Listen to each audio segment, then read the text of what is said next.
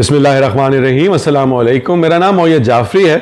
आज इस जमहूरी तमाशे में जिसको पाकिस्तान कहते हैं, एक दफ़ा फिर डुगडुगी और ढोल बज रहा है एहतसाब का। और वो एहतसाब के हवाले से दो तीन बड़ी खबरें हैं। एक तो बात करेंगे कि इमरान खान ने जो नैब है, नेशनल अकाउंटेबिलिटी ब्यूरो, या एहतसाब का जो इदारा है पाकिस्तान का, उसमें जो तरामीम है उनकी मुखालफत एक दफ़ा फिर की है और जो हमारी अदालत है उसको कहा है कि हुकूमत की अपील खारिज कर दी जाए। उसके बाद उन्होंने ये भी कहा है कि काजी फाइजीसा जो उनसे रिलेटेड जिसमें इमरान खान ने पेश होना है, उन तमाम केसेस से अपने आप को अलग कर लें।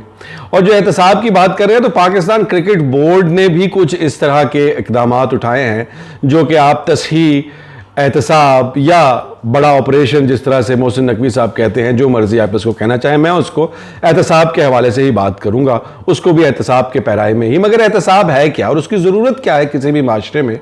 तो उसके लिए सबसे इंपॉर्टेंट बात यह है कि हकदार के पास उसका हक होना, जालिम और गासिब से किसी और का हक मारने का हक छीनना, किसी नाजायज़ तरीके से पैसा, जायदाद, असर और रसूख या ताकत हासिल करने के रास्ते में रुकावट खड़ी करना और वो रास्ते और दरवाजे बंद करना, और माशरे के अंदर एक फेयर प्ले, मतलब फेयर प्ले ये कि जो जितना करे, जितनी मेहनत करे, उसको उसका सिला मिले और उसकी की हुई मेहनत का सिला कोई और न ले जाए।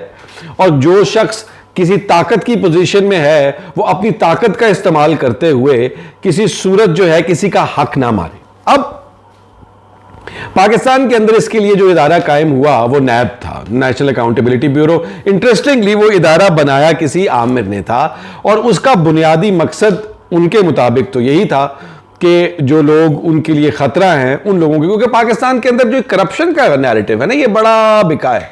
और ये शुरू कहां से हुआ था कि जब किसी ने किसी की हुकूमत हटानी होती थी तो वो करप्शन का नाम और इल्ज़ाम लगाता था। अब जब ये करप्शन का नाम और इल्ज़ाम लग के उसको साबित भी तो करना है, तो उसके लिए फिर एक एहतसाब, इंतकाम के लिबादे में लिपटा हुआ जो है वो एहतसाब का एक निज़ाम लेके आया जाता था और फिर उस हुकूमत को हटा दिया जाता है। आप अगर माजी में देखें, बेनज़ीर हुकूमत करप्शन एहतसाब के नतीजे में गई, नवाज शरीफ की दूसरी पहली हुकूमत, फिर उसके बाद नवाज शरीफ की हुकूमत जो है, और फिर उसके बाद जब हम देखते हैं तो इमरान खान की हुकूमत के खिलाफ भी और इमरान खान के खिलाफ भी करप्शन के चार्ज और एहतसाब के नाम पर उनके खिलाफ केस बनाए गए, चाहे वो तोशा खाना हो या कोई और हो।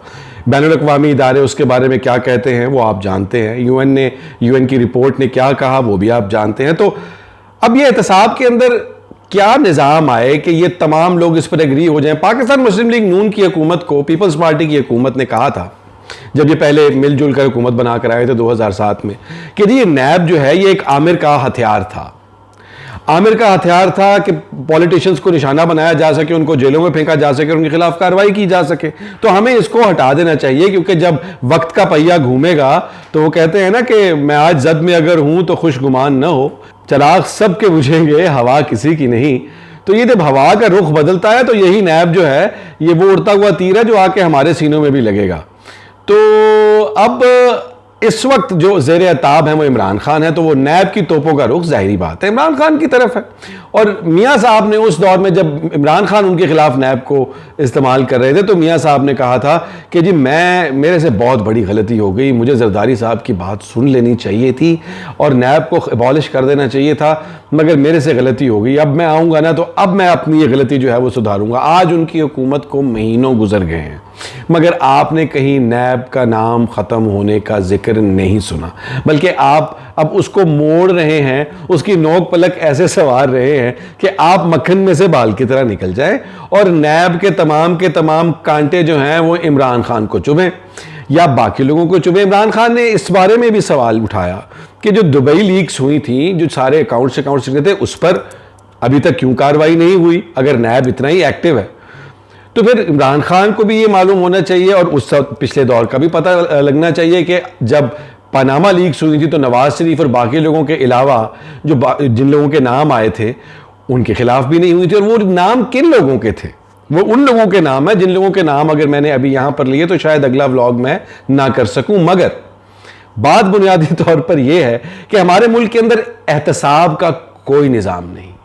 हमारे मुल्क में सियासी इंतकाम का एक निज़ाम राइज है, जिसमें जो ताकत में होता है वो जो ऑपोजिशन में या कमज़ोर पड़ जाता है उसके खिलाफ वो एक्शन लेता है। अब जो नैब का उसूल जिसके बारे में बात हो रही है अमेंडमेंट की, पहले नैब के अंदर उसूल जो माशाल्लाह से बनाया गया था वो ये था कि अगर मुझे नज़र आता है कि आपके पास आपकी तनख्वाह लेट्स जैसे 10 रुपये है और आप महीने के 40 रुपये खर्च कर रहे हैं और साथ आपने एक आलीशान बंगला बनाया हुआ है, तो मैं आपसे पूछने का मजाज हूं कि पाइन ऐप पैसा कित्थों आया। ये बिल्कुल वैसे ही है कि वो एक जोक भी था कि इशारे पे किसी ने बाइक पे रोका तो उसने कहा जी आप दिखाएं अपने कागजात। उसने कहा कागजात तो बाद में पहले 10 के, तो मोटरसाइकिल लेती कित्थों।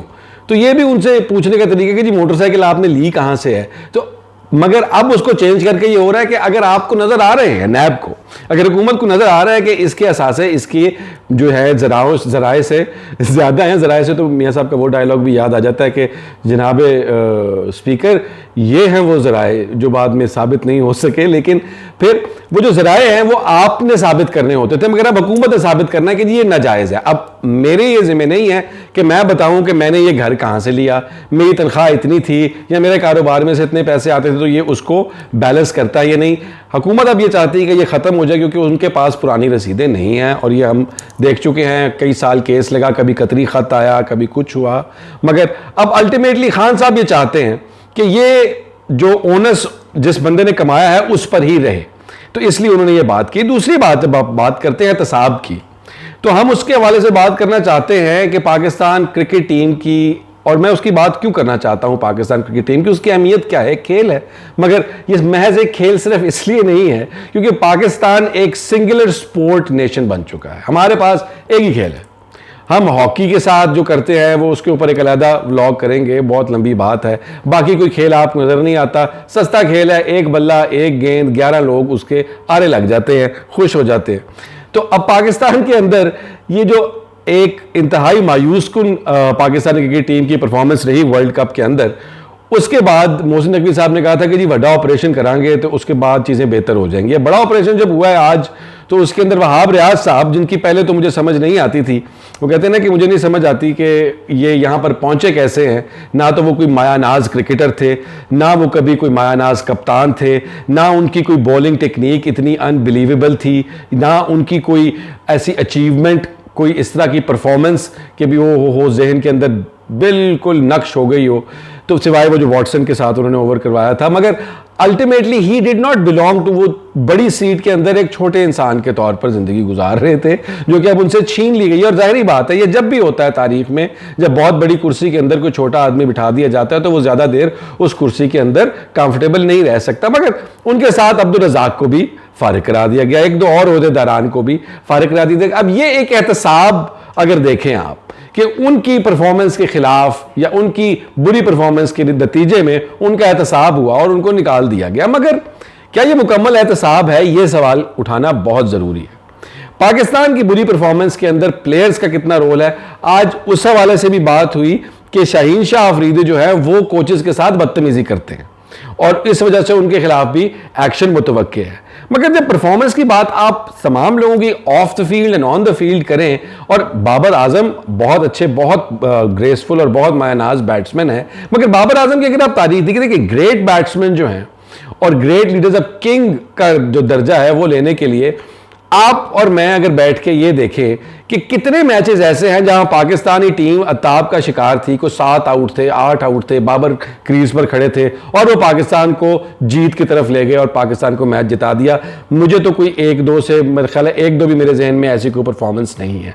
तो एक great player, he is a great player for himself, लेकिन पाकिस्तान की किसी बुरी हालत में जब टीम हो उसमें से उनको स्टीयर करने की जो सलाहियत है एक लीडरशिप की, वो हमें नजर आज तक नहीं आई, मुझे तो कम से कम नहीं आई। I don't know if you agree with it और not. Of course Babar Azam के जो चाहने वाले हैं वो भी काफी एग्रेसिव हैं और उनको ये बातें पसंद नहीं आएगी, मगर अगर है तो प्लीज कॉमेंट्स में बताएं मुझे कि वो कौन कौन सी परफॉर्मेंस है जहां बाबर ने टीम को हारे हुए मैच में से निकाल के एंड तक खेल के जीत तक पहुंचाया। अब उसके अलावा जो लोग हैं वो कहते हैं कि जी आपके जो वहाब रियाज हैं उन्होंने उन लोगों को रखा जिनकी कोई जगह नहीं बनती थी, तो इसके ऊपर भी तो फिर वो लोगों को क्यों नहीं निकाला? वहाब रियाज को तो आपने निकाल दिया। अब मुकम्मल साहब की जब हम बात करते हैं, आपने सिलेक्टर्स को निकाल दिया, जिस इल्जाम पर निकाला कि इन लोगों ने जो है वो निकम्मे लोगों को सिलेक्ट किया, वो लोग अभी भी टीम का हिस्सा हैं। तो इसकी लॉजिक कुछ खास समझ में नहीं आती। उसके बाद आपने जो टीम की बैड परफॉर्मेंस है, फील्डिंग, उनकी स्ट्रैटेजी, हम अभी तक वही खेल रहे हैं, विकेटा बचा लो तो एंड जाके कुटांगे, दुनिया पहले 5 ओवरों में 100 कर रही है। तो फिर जो कोचेज हैं इतने महंगे महंगे, बाहर से गैरी क्रिस्टन को ला के बिठाया हुआ है और लोगों को बिठाया हुआ है, इनका एहतसाब कब होगा? ये स्ट्रैटेजी, ये जो इतने पुराने खेलने वाले हैं और इतने अपनी तरफ से मायनाज क्रिकेटर्स बनते हैं, तो इन लोगों का एहतसाब भी तो होना चाहिए। गैरी क्रिस्टन ने एक रिपोर्ट बना के सबमिट करवा दी है कि जी ये वजूहात है। आप पर्चा देने बैठे हुए हैं यार। आपकी वजह से जो तमाम स्ट्रैटेजी है उसको भी स्क्रूटनाइज करना चाहिए, मगर उसके ऊपर कोई एक्शन नहीं है, क्योंकि गोरी चमड़ी, आपको पता है, हम लोग पहले से, वो कहते हैं ना कि हम ज़हनी तौर पर तो अभी भी गुलाम हैं कई लोग। तो अल्टीमेटली उनको कुछ नहीं कहा गया, गैरी क्रिस्टन वहीं बैठे हैं, इन लोगों को निकाल दिया गया है। तो एहतसाब अगर पाकिस्तानी टीम का करना है तो फिर वो सिर्फ और सिर्फ सिलेक्शन कमेटी तक नहीं होना चाहिए। मेरी नाकिस राय में पाकिस्तान की जो टीम है उसके प्लेयर्स का भी एहतसाब होना चाहिए। इन तमाम के तमाम लोगों की परफॉर्मेंस को गेज करके उसके बाद इनके तमाम के कॉन्ट्रैक्ट रीनिगोशिएट होने चाहिए, जो मेरा ख्याल है अब हो भी रहे हैं, मगर उसका नया स्केल सेटअप होना चाहिए। और अल्टीमेटली जो हमारी कोचिंग स्टाफ है उसका भी एहतसाब होना चाहिए और उनके सेट टारगेट्स होने चाहिए। अगर वो ना पूरे करें तो उनको भी निकाल बाहर करना चाहिए। यही एहतसाब है कि आप सच को सच कहें, झूठ को झूठ कहें, आप कानून को इस तरह से बेंड ना करें जहां पर आपके किसी चहेते को फायदा हो और दूसरे की कमर में छुरी घोंपी जाए। उसको एहतसाब और इंतकाम और ये तमाम चीजें जो आप उसके खिलाफ करना चाहते हैं वो सिर्फ अकेला वो सिंगल आउट हो जाए। तो अल्टीमेटली फेयर प्ले जो है, that is what is needed in this country. वो चाहे पॉलिटिक्स हो, वो चाहे इदारे हो, वो चाहे काजी फायजीसा हो, जो कि फेयर प्ले नजर आ रहा है कि पता नहीं करते हैं कि नहीं करते। इसका फैसला मुतवक्के है कि कल आ जाएगा रिजर्व सीट्स का, तो वहां भी देख लेंगे। लेकिन जिस दिन इस मुल्क के अंदर फेयर प्ले एस्टैब्लिश होगा, उसी दिन हम लोग कुछ चीज़ों की बेहतरी की तरफ जाता देखेंगे। चैनल को सब्सक्राइब करें और वीडियो को लाइक करें। टॉक टू यू टुमारो इंशाल्लाह ताला। अल्लाह हाफिज़।